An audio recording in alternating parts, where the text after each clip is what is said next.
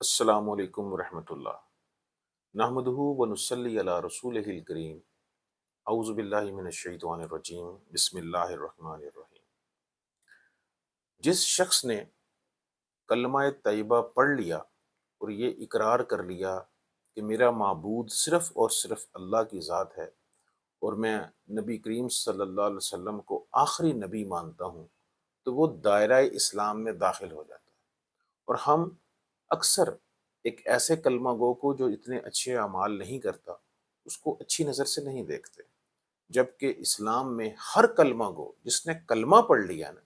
وہ ہمارے لیے باعث احترام ہے اور وہ ہمارے لیے معتبر ہے،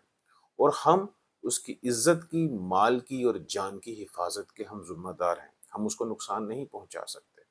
اس کی مثال اس طرح ہے کہ حضور اقدس صلی اللہ علیہ وآلہ وسلم کے پاس ایک صحابی تشریف فرما تھے، اور وہ عرض کرتے ہیں کہ یا رسول اللہ صلی اللہ علیہ وسلم، اگر میں کسی کے ساتھ جنگ میں لڑ رہا ہوں، کسی کافر کے ساتھ، اور لڑائی کے دوران تلوار چلاتے ہوئے اگر وہ میرا ایک ہاتھ کاٹ دیتا ہے اور مجھے شدید غصہ آتا ہے اور میں شدید دکھ کے عالم میں اس پر حملہ کرتا ہوں، اور وہ جب میری تلوار کی زد میں آ جاتا ہے تو وہ ڈر کے کلمہ پڑھ لیتا ہے، تو یا رسول اللہ صلی اللہ علیہ وسلم، میں اس کے ساتھ کیسا معاملہ کروں؟ آپ صلی اللہ علیہ وسلم نے فرمایا کہ اے صحابی، اس نے کلمہ تو پڑھ لیا ہے نا، اس نے کلمہ پڑھ لیا ہے، اب آپ اس کو چھوڑ دیجیے۔ تو اس نے پھر عرض کیا یا رسول اللہ صلی اللہ علیہ وسلم، اس نے ڈر کے کلمہ پڑھا ہے، میری تلوار کی زد میں آیا ہے، اس لیے کلمہ پڑھ رہا ہے۔ تو آپ صلی اللہ علیہ وسلم نے فرمایا کہ اس نے کلمہ تو پڑھ لیا نا، اس نے اللہ کی وحدانیت کا اقرار تو کر لیا نا، اور مجھے محمد رسول اللہ صلی اللہ علیہ وسلم مان تو لیا نا، اس لیے آپ اب اس کو قتل نہیں کر سکتے۔ اسی طرح ایک دفعہ حضرت اسامہ بن زید رضی اللہ تعالیٰ عنہ، جو کہ آپ صلی اللہ علیہ وسلم کے منہ بولے بیٹے حضرت زید بن ثابت رضی اللہ تعالیٰ عنہ کے بیٹے تھے، جو کہ آپ کے پوتے کی حیثیت رکھتے تھے، آپ صلی اللہ علیہ وسلم نے ان سے بہت پیار اور لاڈ فرمایا ہے۔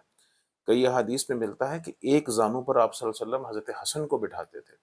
اور ایک زانو پر حضرت اسامہ بن زید کو بٹھاتے تھے، پیار سے۔ اتنے پیارے اور اتنے لاڈلے صحابی ہیں، بہت چھوٹے سے، اور جب یہ بڑے ہوئے اور انہوں نے ایک دفعہ ایک مارکے میں، ایک جنگ میں، ان کے ہاتھوں ایک ایسا شخص قتل ہو گیا جس نے کلمہ پڑھ لیا تھا، تو یہ بڑے پریشان تھے اور بڑے ہی نادم بھی تھے۔ تو ایک دفعہ انہوں نے دیکھا کہ آقا علیہ الصلوۃ والسلام انتہائی خوشگوار ماحول میں، موڈ میں بیٹھے ہیں، تو انہوں نے حضرت اسامہ بن زید نے جرت کی اور آقا علیہ الصلوۃ والسلام سے عرض کیا کہ یا رسول اللہ صلی اللہ علیہ وسلم،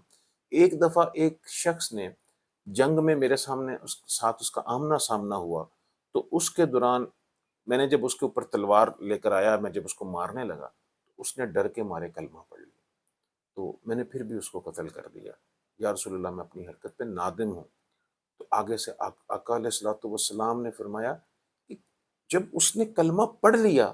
تم نے پھر بھی اس کو شہید کر دیا، پھر بھی اس کو مار دیا؟ حضرت اسامہ بن زید نے کہا یا رسول اللہ، اس نے میرے ڈر سے کلمہ پڑھا تھا۔ تو آپ صلی اللہ علیہ وسلم نے فرمایا نہیں، آپ نے کیا اس کا دل چیر کے دیکھا تھا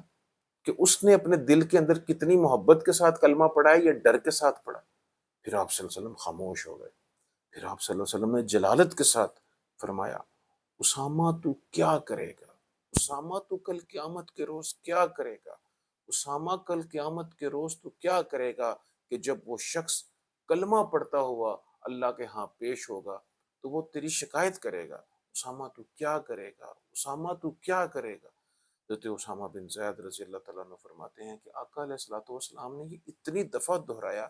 کہ میرا دل چاہے کہ کاش میں آج ہی کافر سے مسلمان ہوا ہوتا تاکہ میری خطائیں معاف ہو جاتی۔ اس ساری دونوں باتیں عرض کرنے کا مطلب یہ ہے کہ جو بھی شخص کلمہ طیبہ پڑھ کر دائرہ اسلام میں داخل ہو گیا ہے، ہمیں اس کی عزت بھی کرنی پڑے گی، اس کے مال، اس کی جان اور اس کی عزت، اس کی آبرو کی حفاظت بھی کرنی پڑے گی، کیونکہ اب وہ ہمارا اسلامی بھائی، ہم اس کے اوپر حملہ نہیں کر سکتے اور کسی معاملے میں یہ نہیں کہہ سکتے کہ یہ بندہ اوپر اوپر سے کلمہ پڑھتا ہے، پتہ نہیں آقا علیہ الصلوۃ والسلام سے محبت کرتا ہے یا نہیں کرتا، اصحاب رسول صلی اللہ علیہ وسلم سے محبت کرتا ہے نہیں کرتا،